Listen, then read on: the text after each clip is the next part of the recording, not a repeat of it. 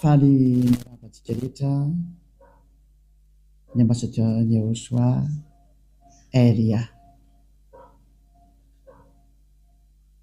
Manome voninahitra manokana ny Dada Maria Ava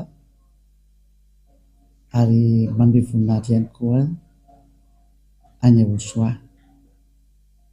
Tonga rehetrika eo amin'ny fampianarana vaovao. Ny androantsika dia mitondra ny laharana voalohany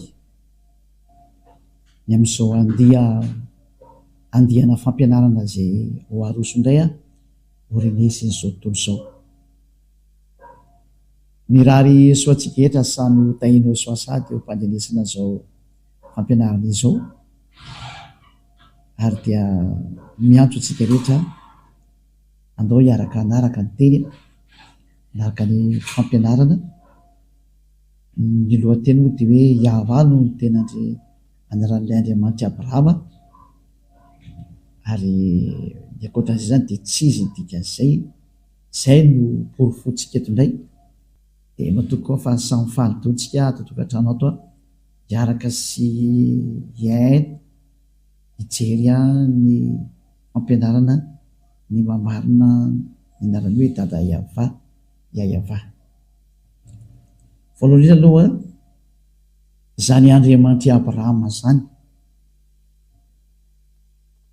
zany Andriamanitra Abrahama zany dia Hebreo, ary izy no niteraka any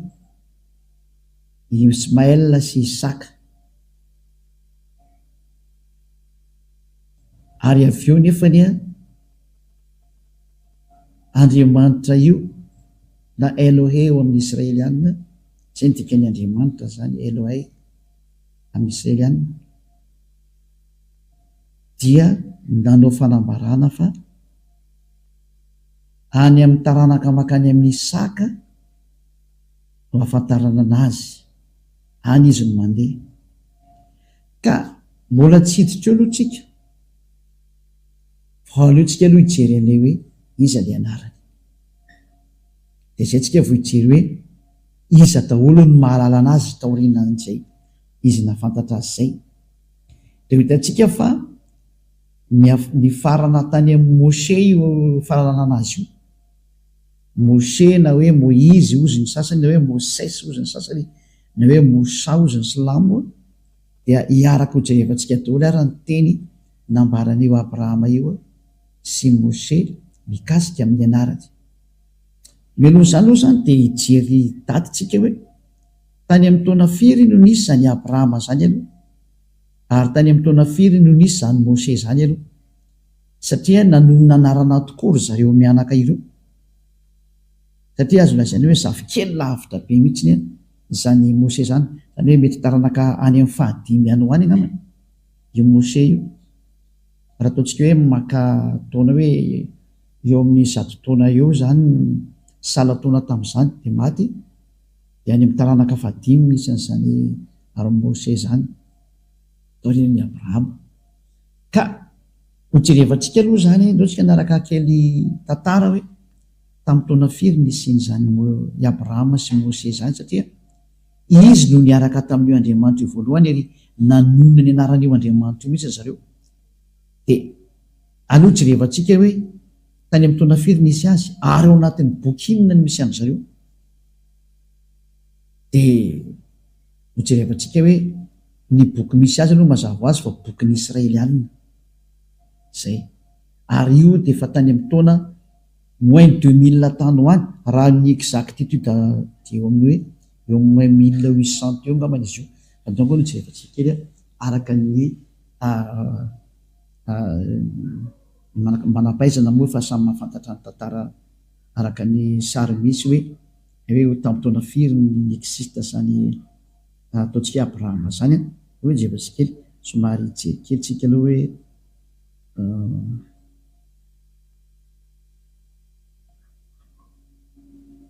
azo kely tsy maintsy mbola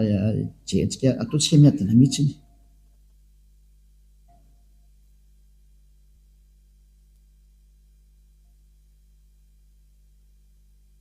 dia manaraka tsy ataoko miadana be mihitsy ny fandehan'ny tantara dia rehefa misokatra le soratra ka mialohan'izay aloha zany dia efa tantara amintsika hoe i Abrahama io no niona tamin'io Andriamanitra io voalohany. Efa meko moa ny dady araka ny teneko nareo hoe tany amin'ny taona moins 1800 misy anazy io. Zay no jerevako kely vetivetika io. Fa aloha rahantsika maso kely aloha izay sary izay hoe tany hoany nisy an'izay tany amin'ny taona moins 2000 ary Mose kosa dia tany hoany amin'ny taona moins 1500 manodidina tany zany. Zany hoe fa ela moa ny tantara fa hoe mavoakantsika eto ihany hoe tany amin'ny taona firy no tena nisy anazy io. Ary io Abrahama io no nanonona n'io Andriamanitra io voalohany. Ka izy moa zany amin'ny maha-Hebreo anazy, amin'ny maha-Jiosy anazy, amin'ny maha-Israeliana anazy satria izy no niteraka an'ireto Israeliana reto dia ao amin'ireo Israeliana reo zany hoetantsika any am-poky. Zay zany izy andaraka kely an'le tantara antsika dia tsy maintsy alefantsika araka ny tokony izy dia hitanareo tsara hoe tena voaporofo mihitsy fa zany Abrahama zany dia tany aloha be tany, dia Mose koa tany aloha be tany, ary izy mianakareo niara-ny antson'io Andriamanitra io dia hojerevantsika iza le nantsony dia hitanareo tsara fa le nantsony izy mianak'irio dia le hoe Yahva. Ary tao amin'ny andron'ny Mose moa dia tena lasa hoe Yahva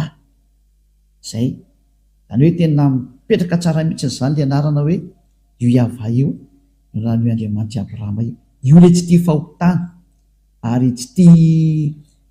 tia mpanao ratsy. Izay le voalazany amin'ny Isia 4:5-12 sy ny 2. Isia 4:5-12 sy ny 2 hoe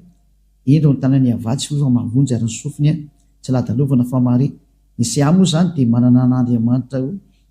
ny Andriamanitra Abrahama ihany ny Andriamanitra Isia satria mpaminany Israelianina daholo reo. Zany hoe tia resantsika zany dia zareo Israelianina satria Abrahama dia razamben'ny Israelianina ary reo Israelianina reo no tena niaraka taminy. Jerevantsika daholo izy zay no mahatonga ny hoe ao amin'ny bokin'ny Israelianina no hitanao tantaran'io Abrahama io fa tsy any amin'ny boky hafa mihitsy fa ao amin'ny bokin'ny Israelianina.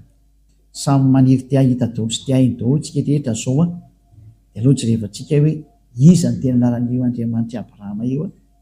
dia ho porofontsika mihitsy le izy hoe tena io Yahva io mihitsy ny ve. Izay no porofontsika aloha zany amin'ny androany.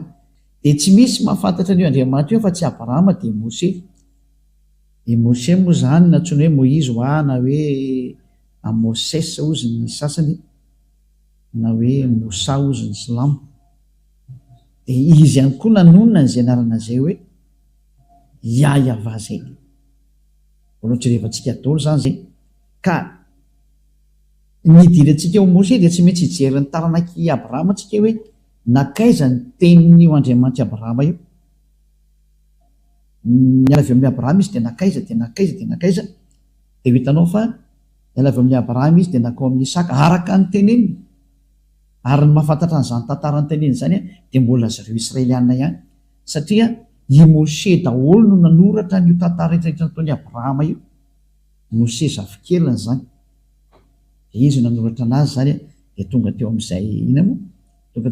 fahafantarana ny anarana izay hoe Yahva. Dia manome ny fanaporofona amin'izay moa zany tsika eto fa dia jerevantsika kely eo amin'ny raha manana larosy ianao zany hoe larosy zany karazana encyclopédie anankiray izay misy mitenin'ireo mpikaroka eny na tsy mikaroka raha moa dia efa mahafantatra hoe zany Abrahama zany dia efa tany amin'ny taona ela be zany tena izy. Ka io Abrahama io zany voalaza ato zany misy ohatra hoe Abrahama zao ty ambony indrindra ty dia ato misy ohatra hoe encyclopédie Abrahama zany misy ohatra io zany. Zany hoe momba ny Abrahama zany resantsika ity. Donc cet article fait partie du dossier consacré au judaïsme. Zany hoe zareo Jiosy zany tena manana an'ity tantara ty satria Andriamanitra Jiosy ndesana dia Abrahama Jiosy razamben'ireo Jiosy reo izy io. Dia jerevantsika hoe tany amin'ny taona firy zany nisy zany Abrahama zany tena jerevantsika hoe tany amin'ny taona firy taloha izy io. Dia ny voalaza ato zany hoe patriarche des Hébreux dans l'année moins avant l'an 0 zany izy tia, 19e siècle avant l'an 0. Cela veut dire zany hoe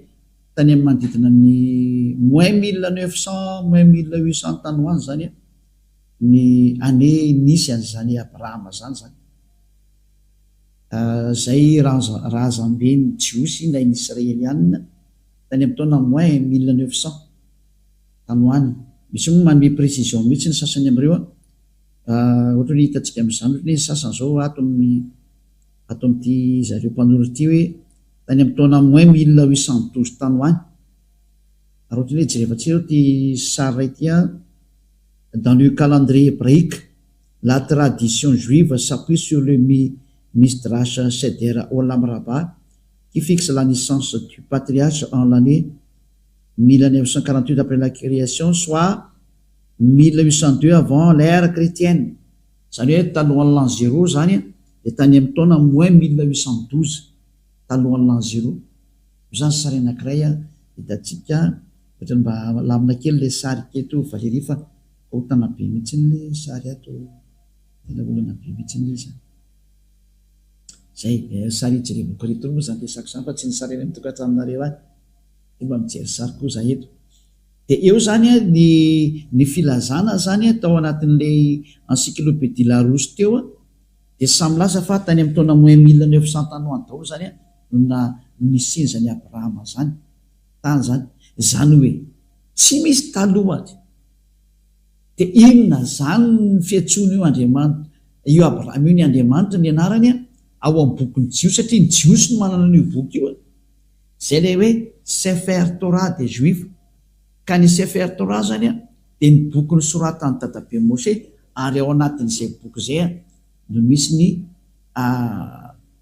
tantarany Abrahama,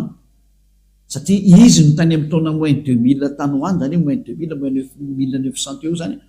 dia aleo zany ny tantarana zany no jerevantsika any amin'ny boky Sefer Torah ny Jios, satria izy ny tranainy indrindra ary tsy misy manana boky afa-tsy zareo Jios zany boky tranainy zay le hoe Sefer Torah. Ny boky rehetra zao taty oriana daholo raha raitsika zao ny bokin'ny Silamo dia tatika hatramin'ny taona plus 600 taty vao nisy ny bokin'ny Silamo. Zany hoe taty oriana elabe zany,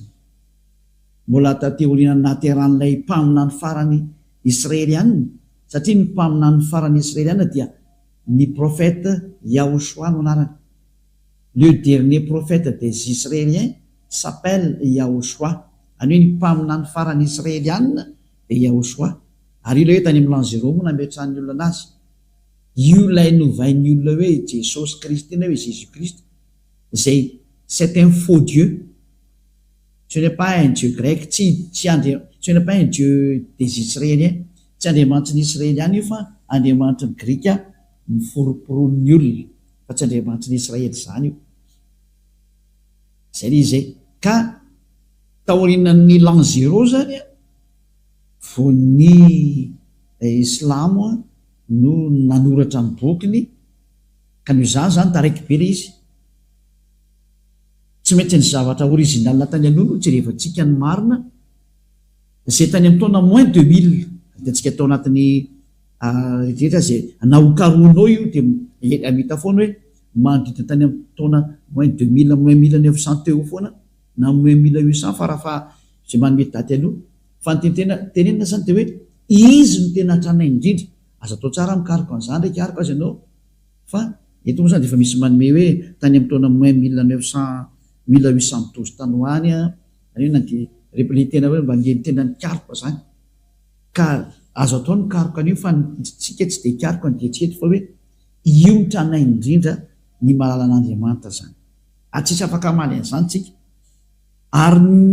ny manana ny boky tranainy indrindra ny tantaran'izany dia mbola dadabe Moshe koa,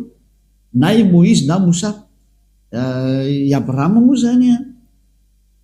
io ny azo lazainy hoe dadabe mifandimby. Dia nisy andry Moshe taty aoriana, Moshe moa na hoe Moïse na hoe Moses ozy ny anglisy, misy koa ny hoe Mosa ozy ny Silamo. Dia izy indray dia tany amin'ny taona moins 1500 tany ho any Mose zany rika tsika jeren'izay date de naissance Mose zay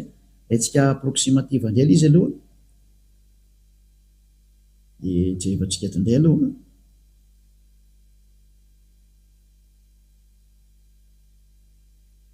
izy moa ny atao anatin'ny baiboly ato ny anarany de tsy maintsy ataontsika zay fa le anarany hoe Mose anarana Jiosy zay eto ndray tsika zao mahita hoe vonoka mihitsy tsy de zao mihitsy ny teny ato hoe par conséquent Moïse qui selon la Torah io le voanesantsika teo Torah io a vécu 120 ans serait né en 1560 avant l'ère commune zay il serait mort en 1445 zany hoe ny fikaroan'ny pikaroko an'leny ina moa le pikaroka an'le ina moa zany le pikaroka an'le datidata iny de nametraka hoe Moïse de tany amin'ny taona moins 1500 tany ho any no nampisy amin'ny Moïse zany hitatsika io izy io zany hoe mbola tsisy talohany koa izy zany tsika rehetrarehetra reto hoe na ny bokin'ny Silamo koa na mbola tateorinana be mbola voavokako eo izy zany reo raha tsika mamaky dao de hitatsika mihitsy ny hoe marina ny teneniko tanareo fa tsy mamorona aminareo mihitsy ny a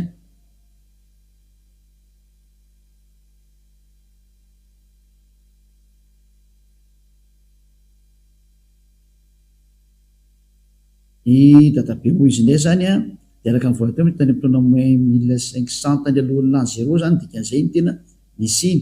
atsika jery toerakafa ndray aloha mbola tsy hidirantsika ty aloha fa jery toerakafa atsika aloha aty ato tsy ny tantara ty anakaiky aty fa hijery anakaiky atsy ty le nivovakitsika teo aloha jery hafa tsika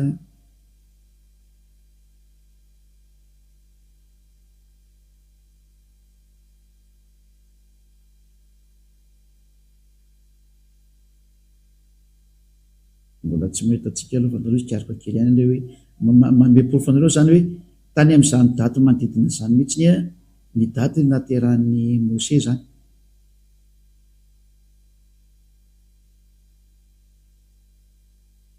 ty zao misy anakaiky koa zay ty araka ny fikaroana natao aloha afaka mikaroka dao nareo na nareo koa raha mba afaka mikaroka koa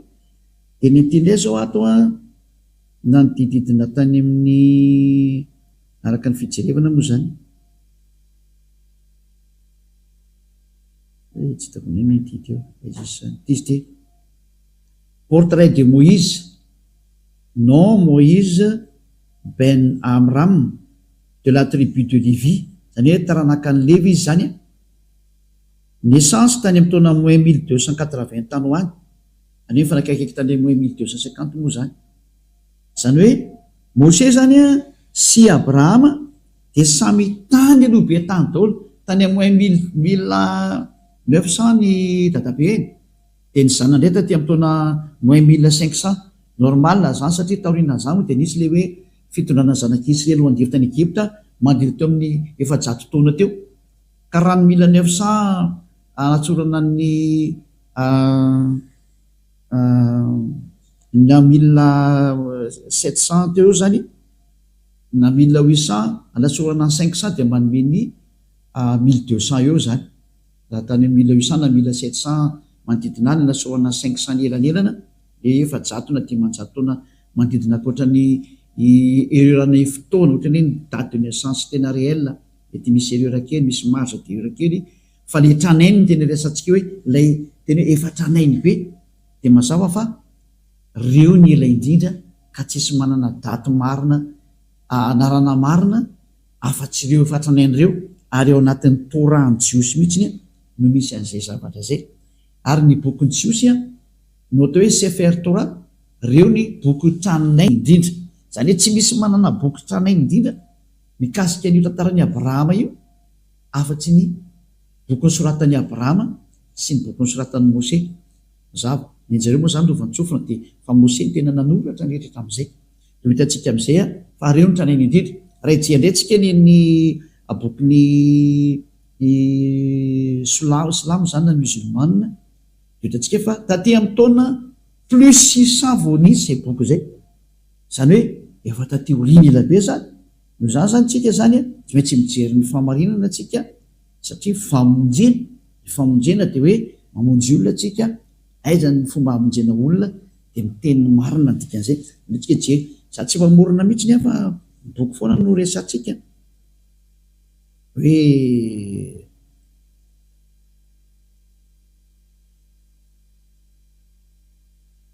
aloha ratsika kely a.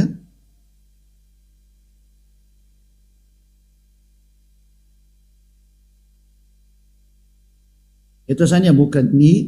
hoe tamin'ny taona fendray nivoan'ny bokyny Silamo zay jerevantsika eto zany. Etrany dia avoakatsika ery zany ny filazana indray aty tsisy afaka hiteny tsy marina kosa ny teny zao ty ny boky ary dia milaza an'izany ny sary rehetra koa ny teny an'izay. Il est composé des révélations faites par Dieu au prophète Mahomet par l'intermédiaire de l'archange Gabriel entre plus 612 et 632. Il est l'acte constitutif de l'islam et sa référence absolue. Voilà. Zany eto zany tsika dia mahita mihitsy hoe ny bokyny Silamo kosa zany zay noentin'ny prophète Mahomet ozy ny ao amin'ny fivavahana Silamo dia manodidina tany amin'ny entre 612 et 632 tany hoany. Izay zany ny taona nanamboarana azy zany. Zay satria za teny hoe année de création du Coran zany nataoko titre dia afaka manoratra an'izay daholo nareo dia io ny dady avoaka an'izany zay. Dia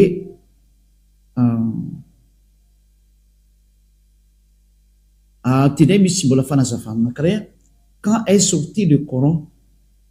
les plus anciennes versions complètes du Coran dateraient du 9e siècle. 9e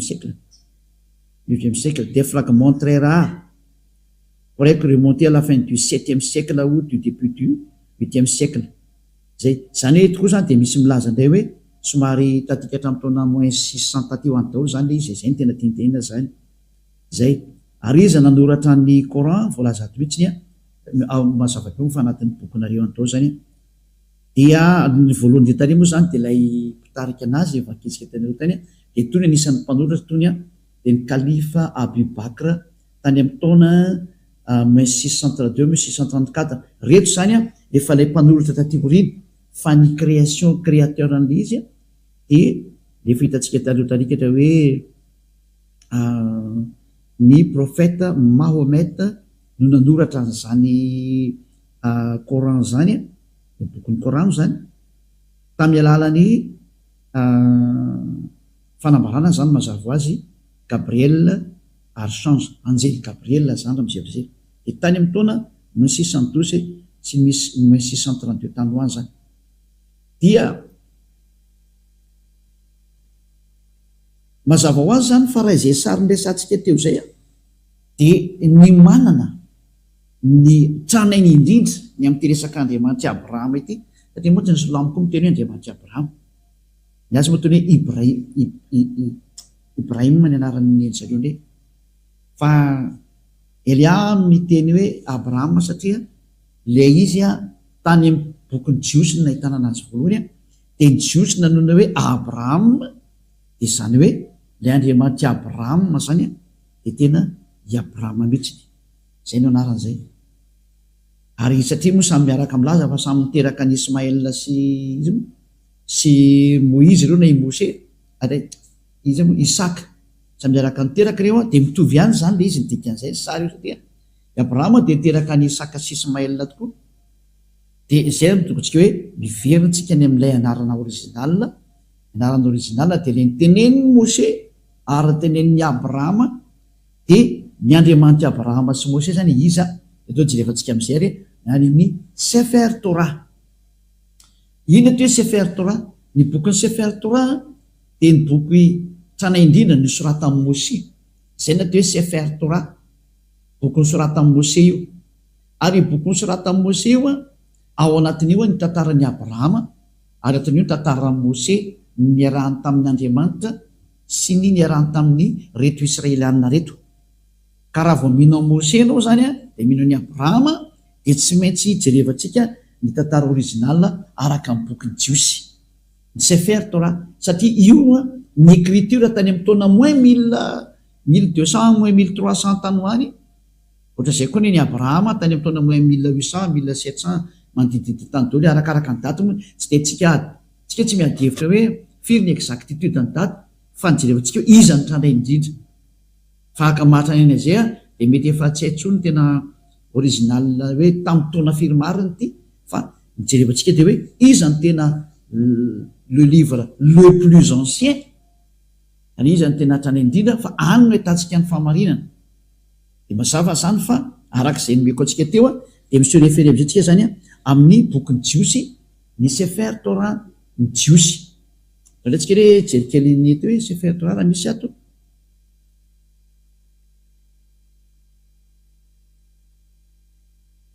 zany hoe manometsika alina foana zany hoe zao ny fomba fijery ny fahamarinana dia afaka mijinenao koa re afaka mijery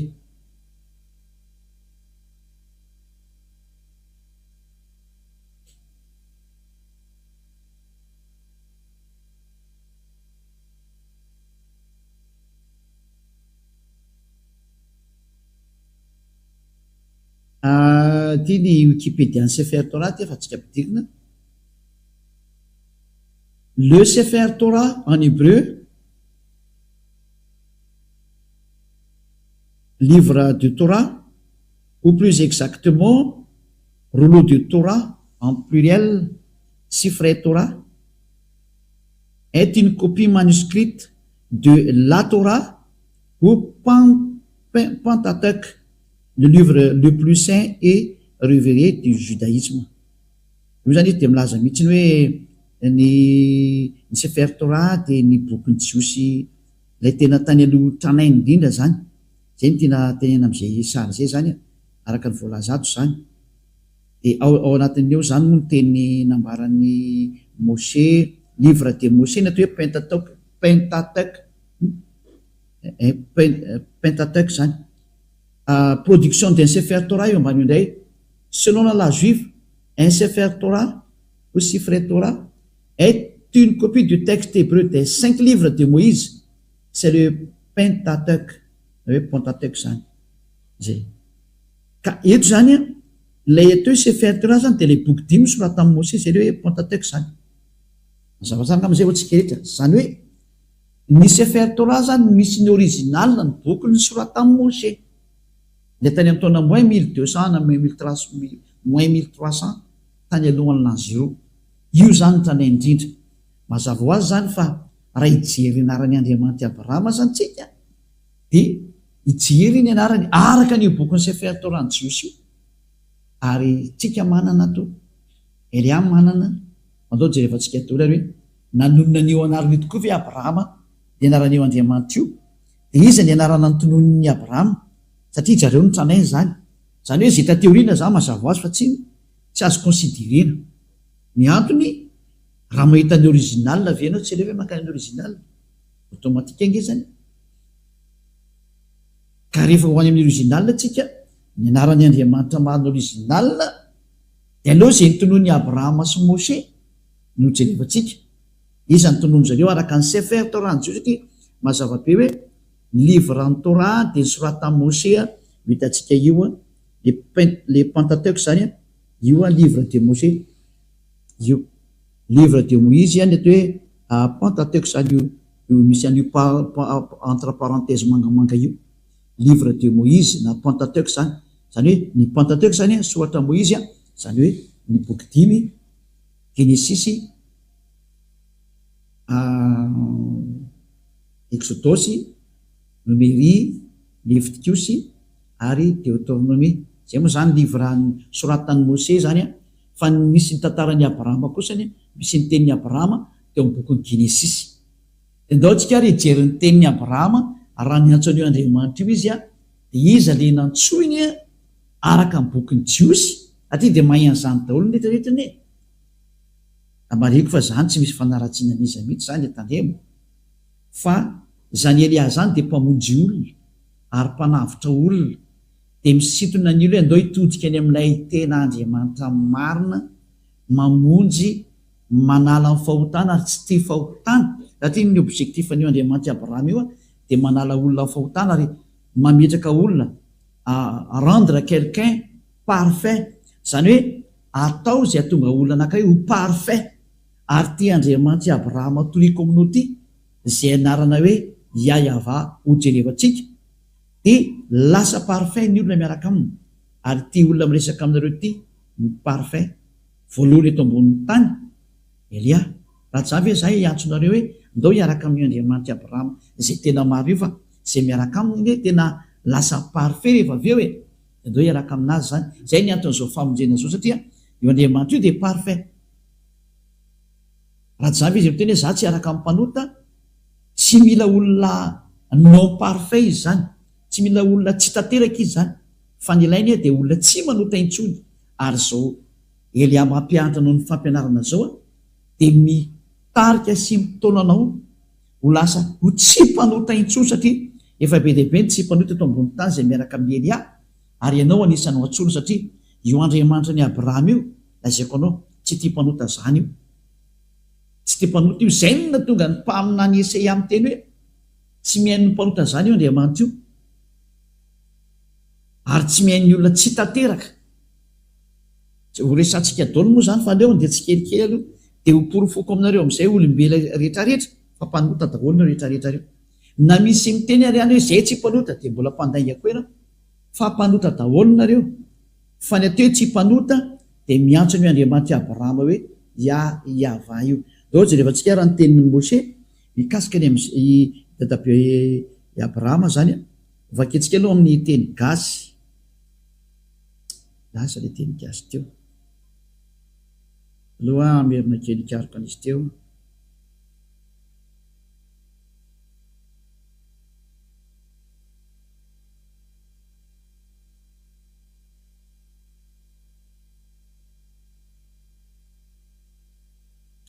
Somary jelikelytsika.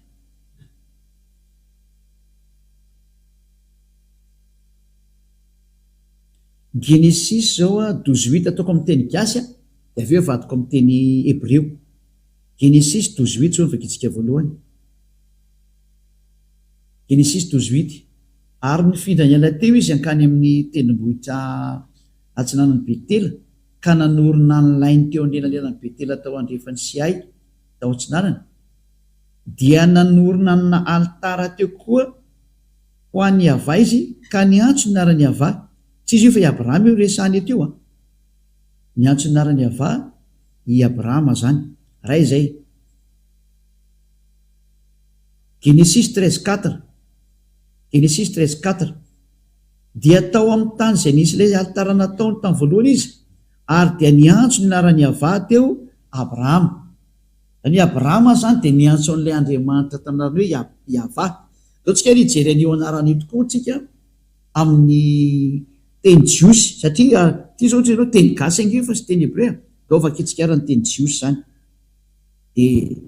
vakitsika ny teny hébreu amin'ny bokiny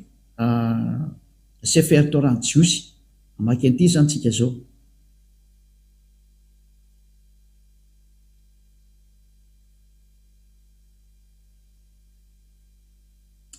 Vakitsika ilay Genesis teo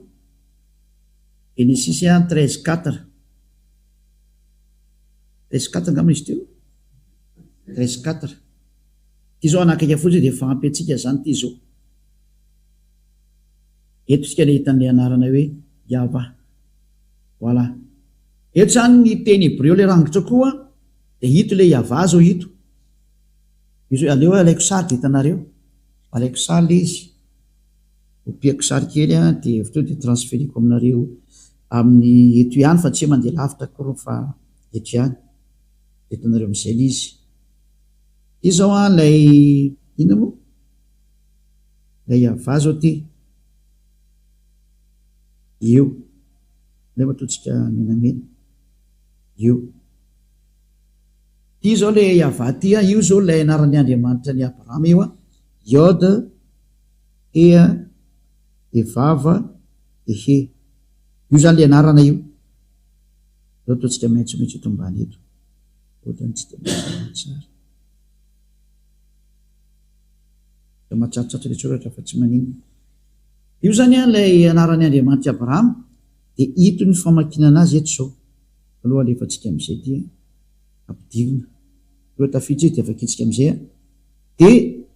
iny fiantsonan'ity anaran'ny Hebreo ity, Iôda ty voalohany ty, i He ty faharoa ty, dia vava ty manarakaraka ty dia He. Dia ny fiantsonan'io Yahva. Zay ny fiantsonan'izy io, zay ny anaran'izy io zany rehefa vakina. Hoe somary azavaiko amintsika kely amin'ny teny anankiray. Ohatsy aloha hijery tsara angamba tsika tsy dia mijery ny tenin'ny dadabe Mose, satria i Mose no efa namaky an'io anaran'io voalohany dia aleo alaitsika avy hatrany ny fomba namakiny anazy zany. Na dia azakazaka makany amin'ny Mose satria i Abrahama ny antson'io anarana io Yahva io dia tao jerevantsika koa ny eny Mose zany. Iverenantsika ilay ato io. Io le Yahva teneniko anareo zany ty. Saingy ato moa zany le traduction le anarana misy miady hevitra be amin'ity anarana ty hoe ina marina tena famaky an'ity, satria lay Yahva eto zany averiko alaina sary kely le mandeha. Dia hojerevantsika fomba famaky anazy dia izay mamaky an'le nanomboka anazy nefa ny afaka amin'ny fahotana. Zay ny zavatra misy zay. Dia ity Yahva ty ty Iôdy Hevy ty ito famakina anazy ito. Zao io famakina anazy. Dia ny famakinan'io ho ampianariko antsika rehefa avy eo Iôdy, Ia, dia Ahasa, dia Vea, dia Ahasa. Toy ahoana ny fomba anaovanao zany ka itinga io vakiky io fa azavaiko aminareo ny fanoratana anazy. Zany hoe ny jiosy mantsy mamaky teny avy any amin'ny droite makany amin'ny gauche, dia ny famakinan'io Yahva. Zay ho ampianariko anareo mihitsy avy eo aloha jerevantsika fotsiny le sary. Zany hoe ity zany rehefa tena vakina amin'izay ny fomba famakitsika normal dia hoe Yahva. Dia zany hoe ny hitako ato kosa ny ohatrany hoe W dia ato amin'ity anelanelany ity tsy misy. Ato zany io teneniko io, aiza ny ato ary ahoany ity fantena mipetraka daholo eo anakireo, ahoany ireo tenireo, satria raha no io teny Yahva io dia tsy hita io zavatra io.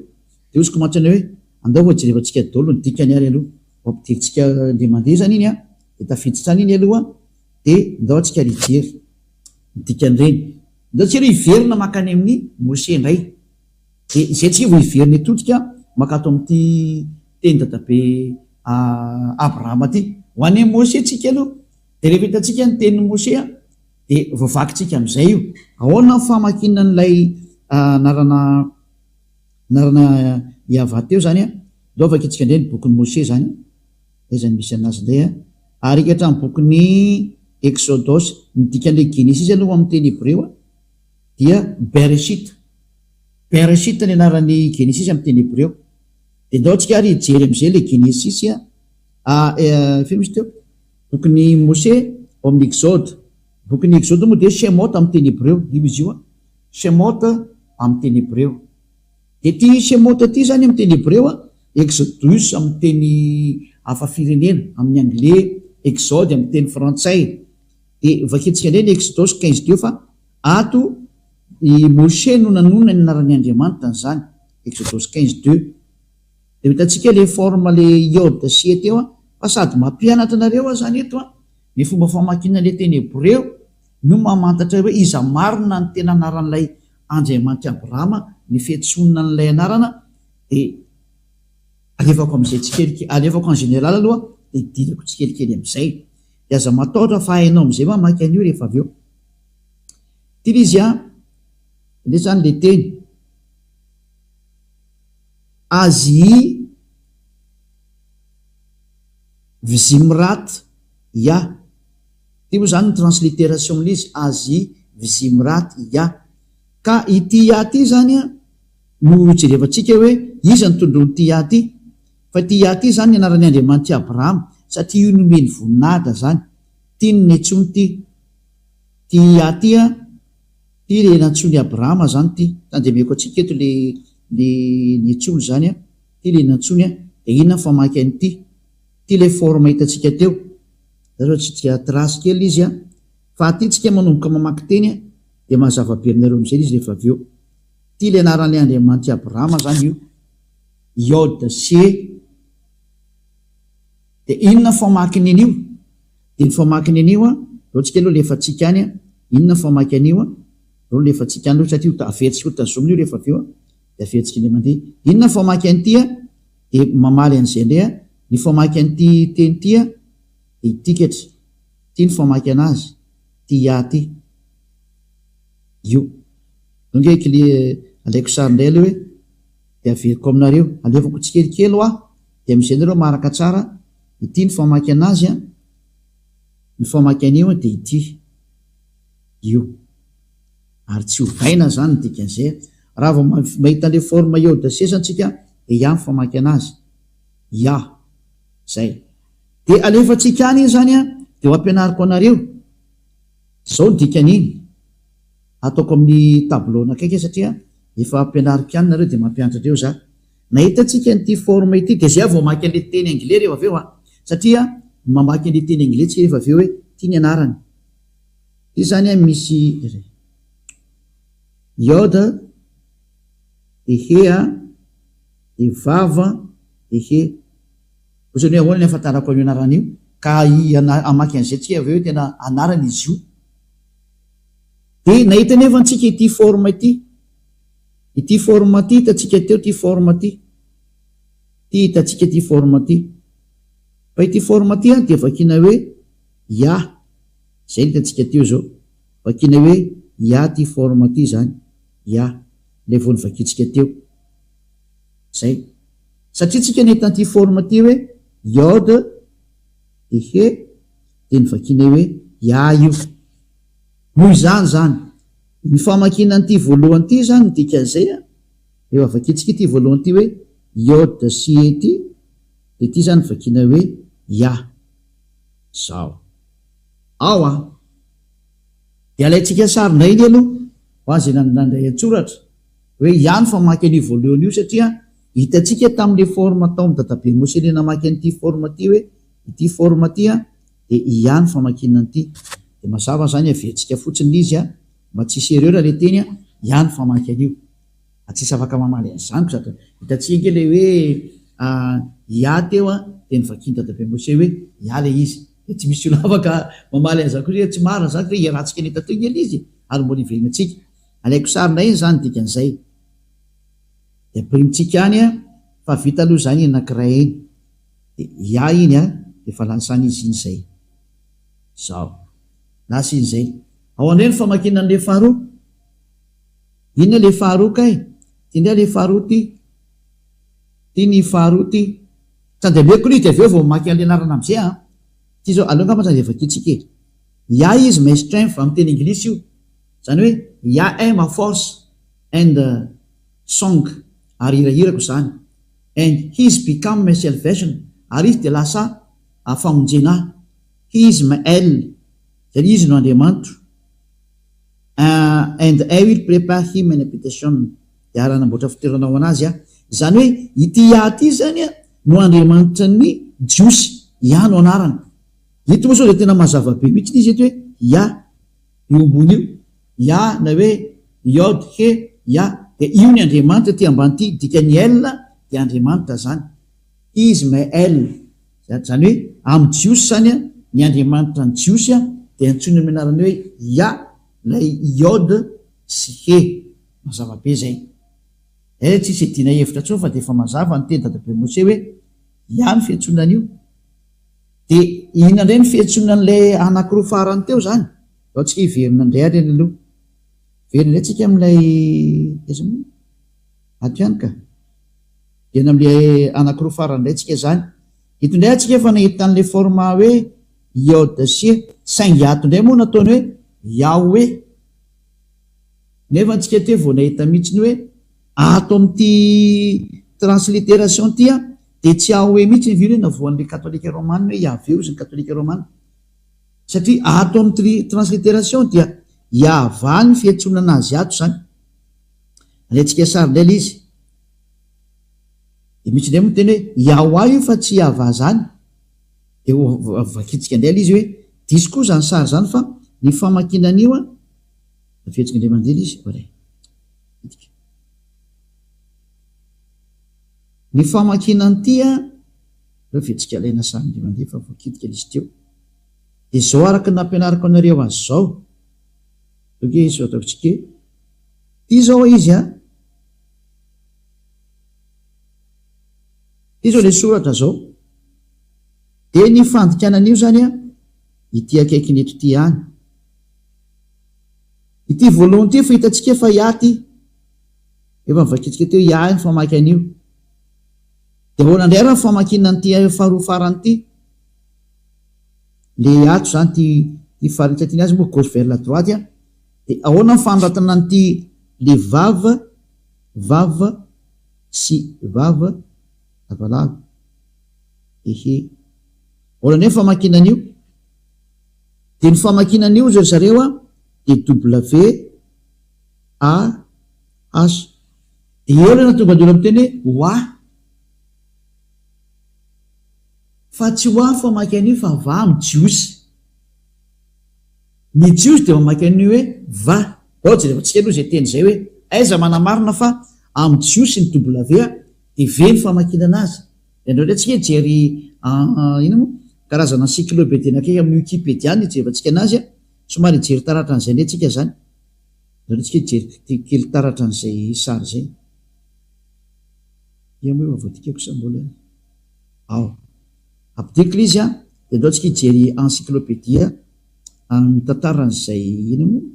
hoe vava ny fiantsonan'izy io a somary jery kely fikaroana aloha amin'ny teny jiosy le izy a hoe ahoana ny famakinan'ny W io amin'ny jiosy teny jiosy tena nanao fanitsinany teniny fa ny famakinany ino moa ny W amin'ny jiosy a de tena vava na hoe ve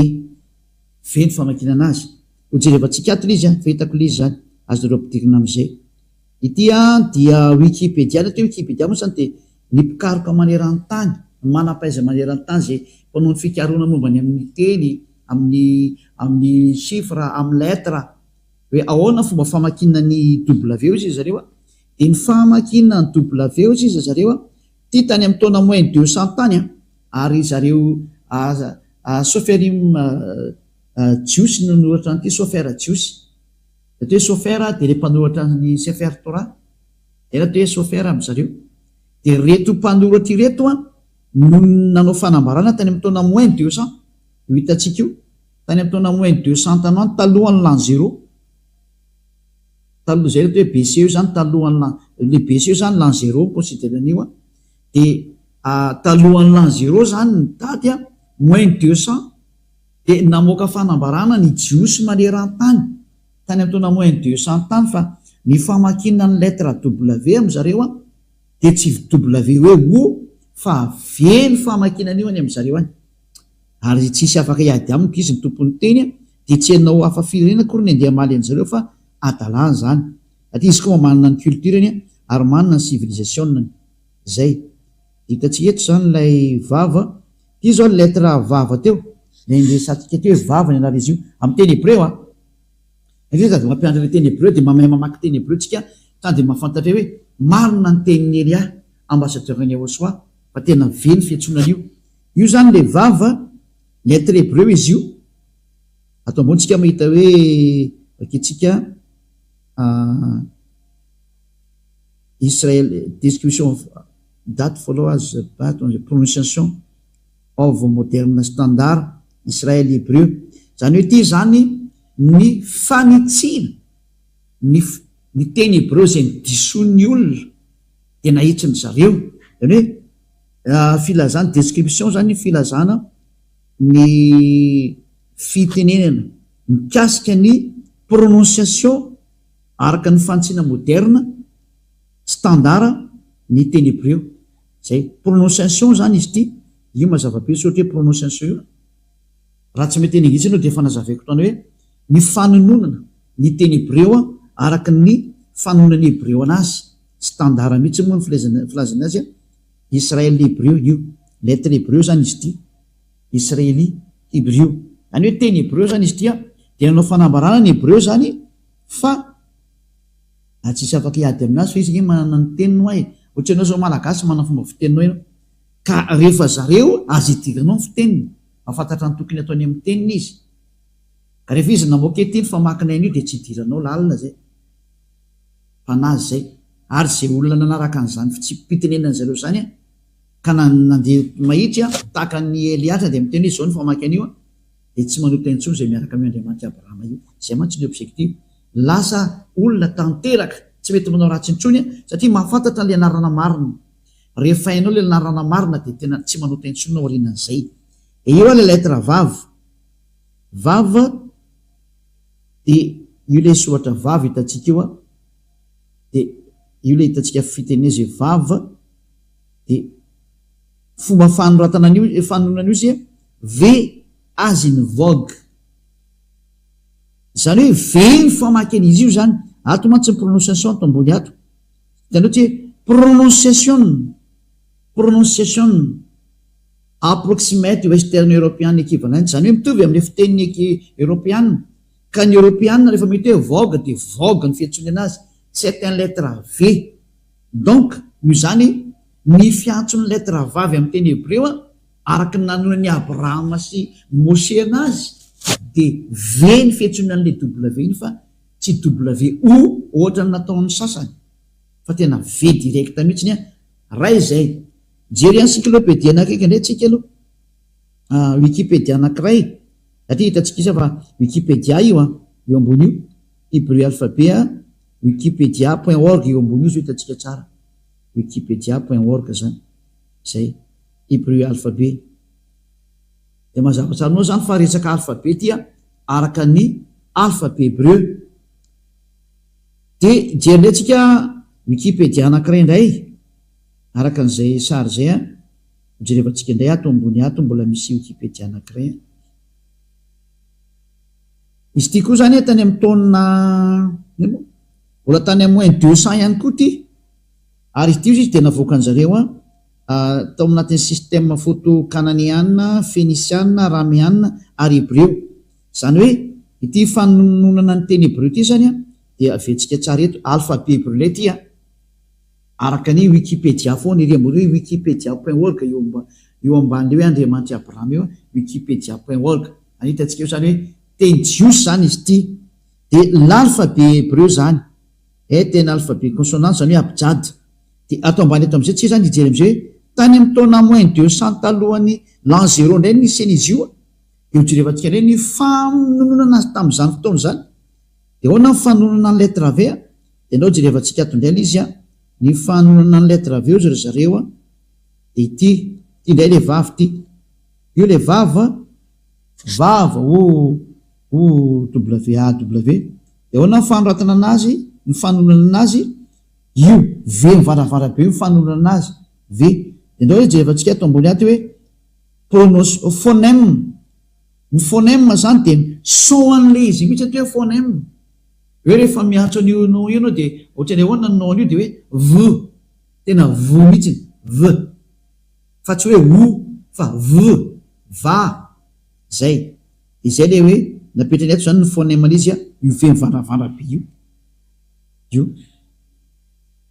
motoka fahitanao ndraiky io V io zany ny fiantsonan'le vavy io V dia io le vava io ny phonème an'izy io zany nany rehefa tononona amin'ny vavasilina eny izy dia V ny fanoratana azy araka ny Wikipédia zany hoe tsy misy olona mahazo mamaly ntsony fa ny vava dia tena V mihitsy ny fiantsonana azy ndao ry ivahinantsika amin'izay ary le teny hébreu nefa jerevantsika tany aloha teo zany ivahinantsika amin'izay ny izy satria efa nalaintsika sary le izy dia milohany akatsika sary anazy dia aleo zany anoratra aloha soratako mihitsy le nampianariko anareo teo dia fafatsika aloha ty zao dia aventsika avaky soratana amin'izay le izy dahoarany ty zao le voalohany yod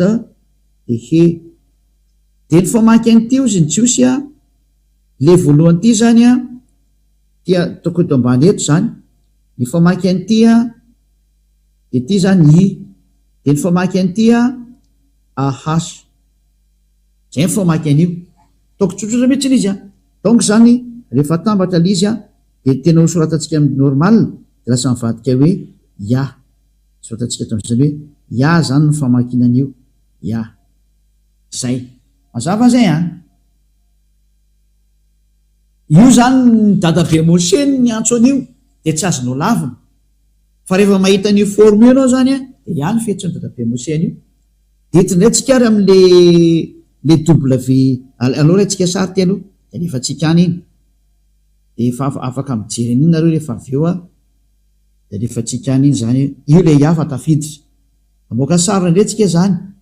lay WAH fa vetsika soratana fona aloha izy efa teo mba ho famarinana amin'ny fampianarana anareo petraka tsy le iode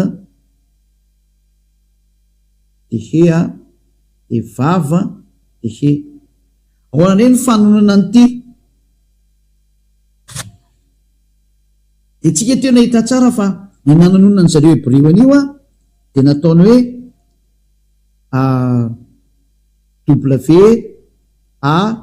WAH zay ny voasoratra atao anatin'ny transliteration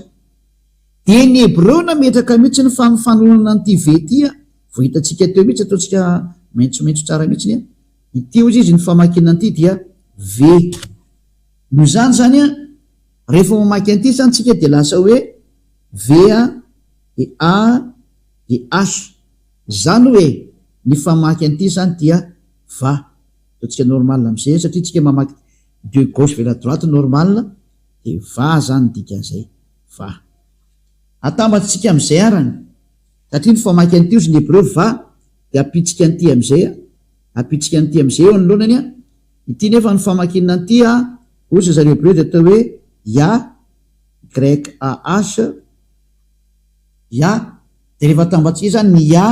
de ny va de io ny mamoaka hoe izy am'izay no avoakany ataotsika mavomavo ya de voalohany zany le iode c ary va VAH io le yava antonon'ny dadabe Moshe yava zay hitatsika zao le fanonana ny 4 lettres hébreu les 4 lettres hébreu zany hoe narany hébreu zay miteziny narany Andriamanitra ny Jiosy Abrahama io Andriamanitra Abrahama satria Abrahama nanonona an'io narany hoe yava io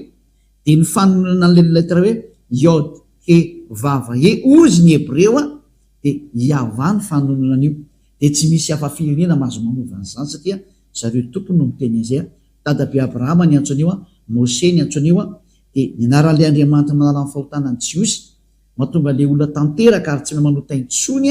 yava no anarany ianao zany rehefa teo afaka amin'ny fahotana tsy anota intsony tsy teo vereny amin'ny fahaverizana mandrakizay de manatona n'io Andriamanitra Abrahama yava io satria sady nantsony Moshe nantsony Abrahama am'izay io nantsony izy mianaka ndao tsika hiverina amin'ilay raitsika sary indray ty raha misy maniry ny fampianarana moa de efa raitsika antsoratra iny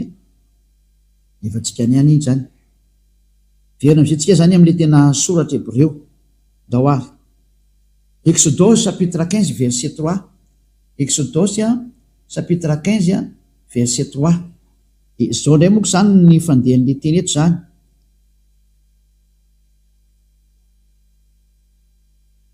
ny famakina an'ity teny Hébreu ty zany io zao le teny Hébreu ty zao le terme hoe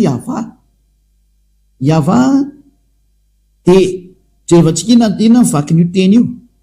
yava ish milshama yava shmo de jerevantsika ny dikan'io ato ty moa zany le fandikana teny diso nataon'ny katolika romana nataony hoe Yahweh ny anarany nefa tsy existe zay terme zay natonga ny hoe efa nesorony zareo anatin'ny baiboly zany terme Yahweh zany satria tsy existe ao zany de zao ny teny ato hoe yava izy manona voa adiako amin'ny teny malagasy de hoe yava dia lehilahy ho amin'ny mpiady izy zany dikan'izany yava izy his name Yava ny anarany to moa zany hoe dika teny diso to ny avy to satria tsy izy ireo a dika teny katolika romana reny de tsy raisitsika fa satria na dika avy amin'ny teny katolika romana mandika teny io fa ny original le teny original teny Yava milkama Yava sumo original fa transcription fa transcription mbola tsy complet de zay na tonga anazy ny complété ke zao ny tena fiantsonan'io ary zao ny tena anaran'io amin'ny jiosy de dika sumo anarana zay no mahatonga anazy hoe Yava is his name dika name zany anarana zany zany hoe Yava no anarana hitareo zao ve na ny katolika romanina koa nandiso an'io samy nandiso ny protestanta nanao hoe Jehova katolika romanina nanao hoe Yahvé de samy lasa mpanota dao izy rehetra de tsy haiko zany le anareo na mba inona ny antsonareo any samy manontany tena daholo nareo any hoe iza le nantsonareo zay miantso any Andriamanitra Abrahama samy mamadibadika ny boky nosoratanareo any nareo rehetrarehetra fa ny bokyny jiosy de milaza sady afa-pahotana sy tsy manota intsony zay miaraka amin'le anarana ny teneny dadabe Abrahama sy dadabe Mose ny anarana ny teneny dadabe Abrahama de Yava ary ny fiantsonan'ilay ray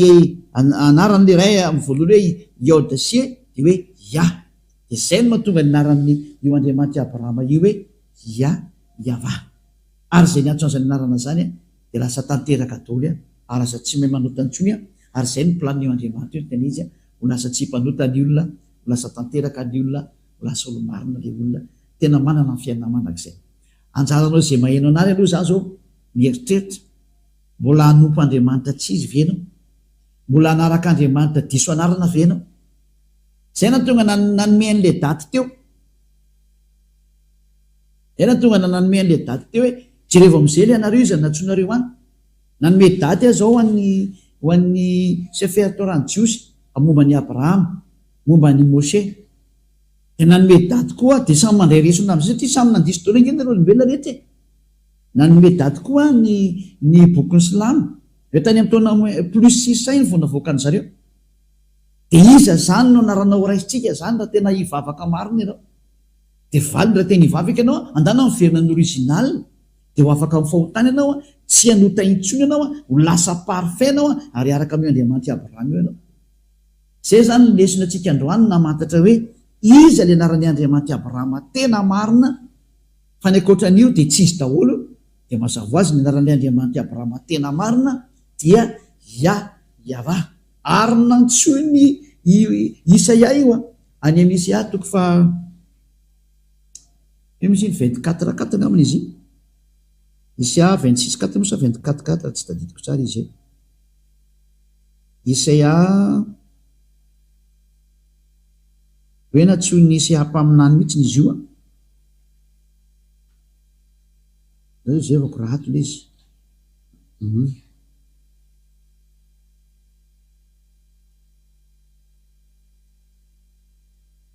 Isaia 26:4 le izy fa tsy 24:4 Isaia 26:4 mijerevantsika kely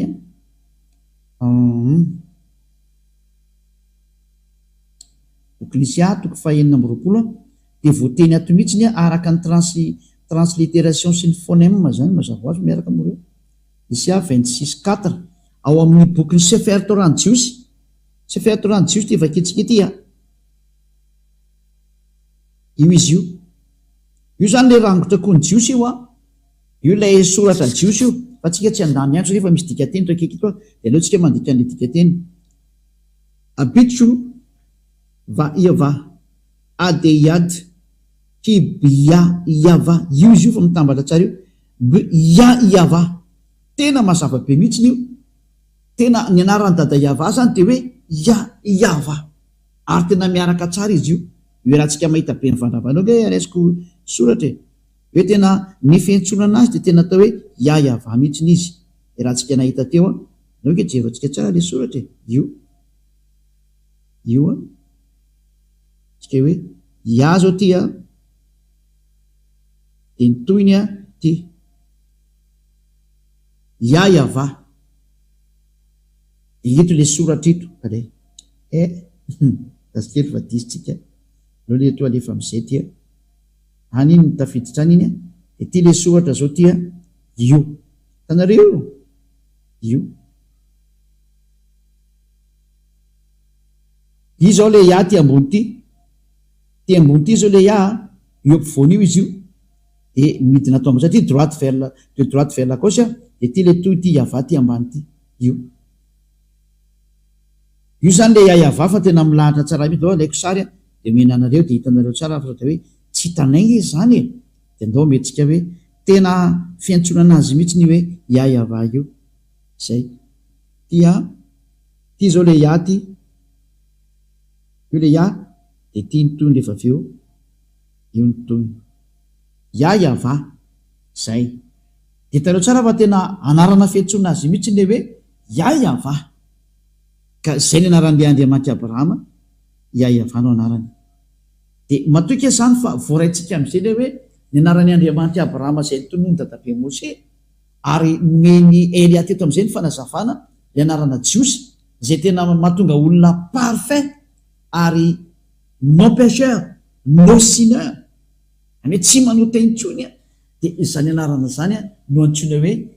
iava Andriamanitra Abrahama io zany rehefa tsy niantso an'izay anao de diso io Andriamanitra anao io niantso Andriamanitra tsy izy ianao ary voafitaka ny teny izy de ifitiavana moa ny Elia miantso atsika sady misitona atsika iaino hoe jerevo Andriamanitra Abrahama io fa io le tena mpamonjy io de hojerevantsika am'izay hoe rehefa niantso an'io ary dadabe Abrahama sy dadabe Mose tany amin'ny taona 1000 tany hoany mahery tany tsisy talohany ny bokin'ny Islamo zao tateoriana plus 600 taty taoriny elabe zany tena taoriny elabe fa ny bokin'ny Jiosy Sefer Torah kosany tany amin'ny taona -1500 -1800 tany hoany zay zany nitraneny indrindra ka raha izay nitraneny indrindra lazako anao zany tsy azo toerina zany le teny dika zay fa ny marina zany de ny tenin'ny dadabe Abrahama sy dadabe Mose ary niantso an'io Andriamanitra io izy mianaka tamin'ny anarana hoe iava vonjerevantsika teo zao zay ahitatsika teo donc nampikely an'izay teny zay hoe faranako anazy zany am'izay mba afapo tsara mihitsy nareo nao jerikely amin'ny dika teny gasy aloha de zay ho avantsika rikatra amin'ny teny manaraka izy somary kalika kely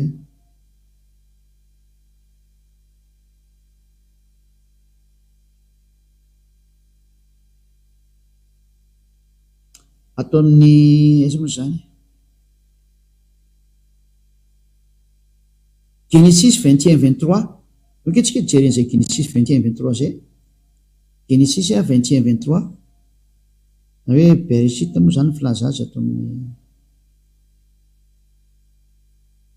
Genesis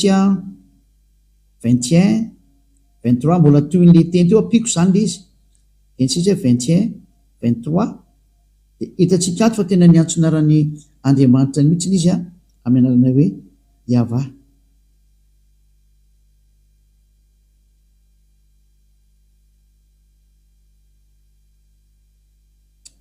zany izy teo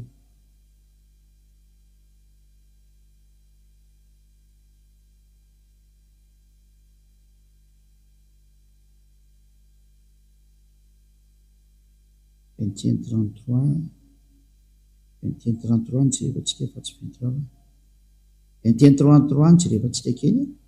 azafady indrindra ho an'izay manaraka fa 33 le izy fa tsy 23 33 ngaman'izay 33 iaty izy ty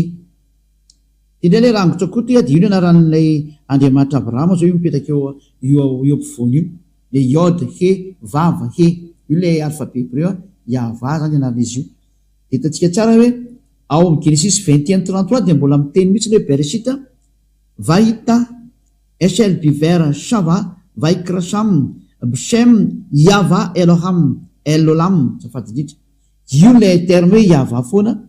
zany hoe i Abrahama zany de tena niantso mihitsy le anarana hoe iava aveka tsika ndray amin'ny teny anglisy adivoko aminareo and Abraham planted a grove in Beersheba and called there on the name of Yahweh the everlasting any hoe niantso naran'Andriamanitra rehefa nametraka zavatra atao amin'ny toerana anankiray io zany ataontsika malakilaky ny dika teny satria asa lavitra ny teny zany hoe eo zany tsy de mahita mihitsy ny hoe i Abrahama de tena niantso toko sy andininy telo zao no meko anareo teo Comme Genesis 12 dia Genesis 13 dia tena hoe Genesis 21 33 ny farany hoe tena niantsona io Andriamanitra io izy tamin'ny anarana hoe Yahva. Ny Andriamanitra i Abrahama zany zay tany amin'ny taona 1900 sy Mose tany taona 1200 1300 tamany dia tsy izy anaran'le Andriamanitra ny fa Yahva. Rehefa tsy izay zany dia tena diso ianao ary manekenao diso satria manino famonjeny ty fitiavana anao vonjena ty tsy resakina fa hoe andao vonjena ny fanahinao. Rehefa teo vonjena zany fanahinao dia maiza menao zay. Rehefa tsy teo vonjena ny fanahinao dia azo rina dia vita. Fa ho an'izay olona mitady famonjena maiza meno ny tenin'ny Elia fa famonjena nataon'ny Elia anavotra anao. Hijerindrentsika amin'ny manaraka zany hoe dia inona ny toy izay satria rehefa ohatra anao zany ka manaraka an'izay tenin'ny Andriamanitra Abrahama zay dia nakaiza io Abrahama io no niresaka rehefa avy io Andriamanitra Abrahama io niresaka anakaiza izy io ary aiza ny teny enona farany, iza ny tokony menona amin'ny farany zany. Horesantsika indray zay manomboka amin'ny fampianarana manaraka zay efa tsy hoeninareo mety ho rapitso mety ho ravakapitso fa teo zany dia fandeha dia enotsika indray toy ny hoe nakaiza izay dadabe Andriamanitra dadabe Abrahama zay, nakaiza iza no mitondra n'izay mbola famarinana zay, aiza io Andriamanitra io zany niaraka amin'ny iza io Andriamanitra Abrahama io dia tsika moa fa niaraka tamin'ny Mose dia ahoana zany ny toyny raha amin'izao vanantsika zao aiza no ahitanan'io Andriamanitra Abrahama io dia valiny miaraka amin'ny Elia izy amin'izao.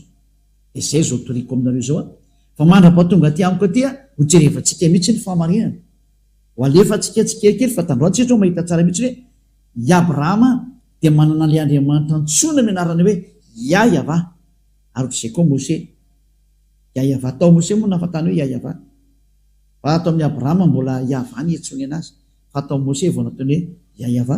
ary ny mpaminany ny antso hoe Yahva. Zay vao tena mazava tsara zany sany ka mirary soatsika rehetra samotainao soary samby arafaly dolo hoe fantatsika rehetra maneran-tany aty famonjena maneran-tany zao rehefa ny Elia zao mamonjy ny rehetrarehetra na Israeliany ianao na Araba ianao na Anglisy ianao na Vietnamiany ianao na Sinoa ianao na Amerikany ianao na Afrikany ianao ho an'ny rehetra ny famonjena.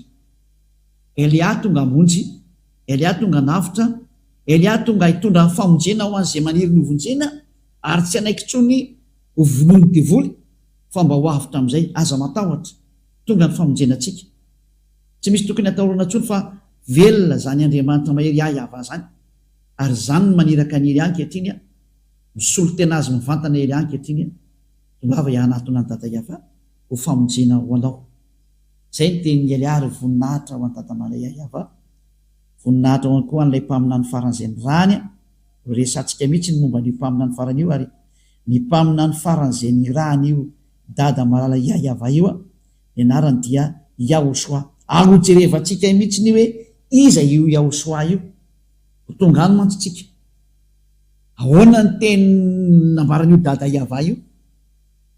inona ny tenen'io Andriamanitra Abrahama io ho jerevantsika dia satria ny tanjona ho afaka amin'ny fahotana ary ho tsy manota intsony.